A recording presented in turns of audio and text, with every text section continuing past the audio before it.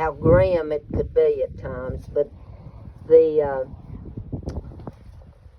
when I was growing up, they not only sang these love songs like the one Donna Ray just did, and believe it or not, they called all of them love songs. It didn't matter how much cutting off of heads and kicking them against the wall that happened. They still referred to them as love songs. And I've had people ask me before, well, are they children's songs? Or because I will say now and then, well, that's a child ballad. But that's not what we mean when we say child ballad. It's a collection of songs that was brought together by James Francis Child. So when we talk about these love songs, they're not sappy little. It's kind of like the news flashes of the day. Whatever you're going to see in People magazine is what you're going to find in these old love songs. And when I was growing up, they also told me stories, and this was a story that Inez Chandler told me. She was a Chandler who married a Chandler, referred to herself as Inez Double Barrel Chandler. So Inez Double Barrel Chandler said that back when her mother, Tildy, was a young woman, they had to make all of their clothes. She said that a woman would come around and make the cloth, and then you could make the clothes out of the cloth, or she could do it for you. But she would bring a loom in, and they had to go through the whole process of actually making cloth. Well, Tildy saved up her money, and she wanted to buy a piece of cloth to make an Easter frock out of. Now, they called them frocks back then, Easter dress.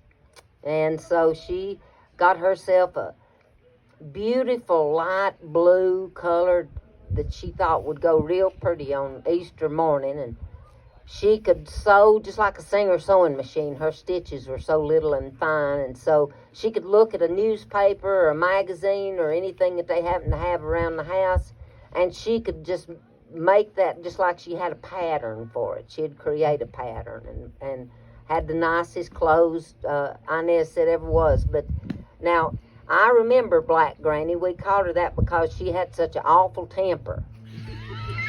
She was about as big as a nothing, 4 foot nothing, and she had one of the worst tempers I've ever seen out of anybody, so we called her Black Granny. Well, on this day, she got good and mad because she had worked on that dress with that little blue piece of material to where she had a fine-looking dress, but now back then the dresses had bustles on them that kind of stuck out back over their hind end, especially if they could afford to buy one of those wire frames that fit into the bustle. But she couldn't afford that, so she just done the best she could, and she got into the rag bag because everybody had a rag bag.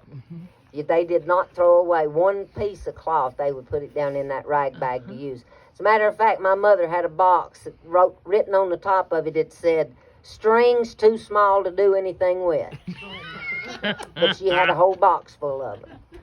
And so they didn't throw stuff away, especially not cloth. So anyway, she got into the rag bag and she rummaged around in there, knowing it was going to take something of substantial size to get that thing to stand out back there. So she finally pulled out an old flour sack and stuffed it in that bustle to where it was just standing up as firm and pretty, and she thought, okay, well, I've got that problem solved, and she got her dress on and went on to church. Now, she was in a bit of a hurry because she was running a little late, as most young gals will do, and so when she got there, the whole church house was full of people. So she took her own sweet time going down that aisle of the church because she wanted everybody in there to see that fine, pretty dress she had made.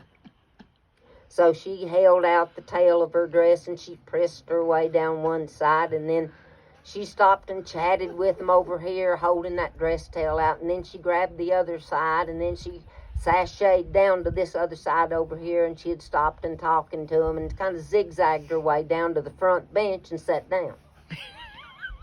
Well, she noticed when they stood up to sing the first hymn in church that morning that the snickering seemed to start right behind where she was standing. Well, now, by the end of the service, right as the preacher was saying the last amen, I want you to know they were laughing out loud all the way to the back of the church house, and she was fit to be tied. Couldn't figure out what was going on. She thought, Lord, have mercy. One of them seams has come undone, and they're seeing flesh back there. in the church house. What a sinful thing. Or her slip was a hanging. Maybe my slip's a hanging down below the hem of my dress. Shameful, shameful, shameful. So, boy, she stiffened that spine, and out that door she went with people laughing out loud as she walked by.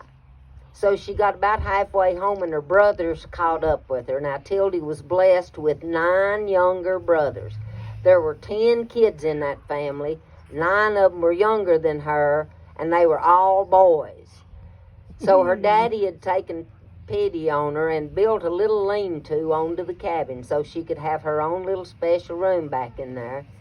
And he had gotten her a mirror for Christmas. Now, that was a big deal to have a mirror back in that day. And so she had put it right up next to the door back into her little room. And they had just hung a quilt over the door there. And she kind of got her little stool that her daddy had fixed for her so she could stand up on it and look and see if she could tell what they were laughing at so big in church. So she kind of squirmed around there and got fixed to where she could see that bustle. And right across the back of that bustle you could read as plain as day, 50 pounds of the very best. Now those kind of stories were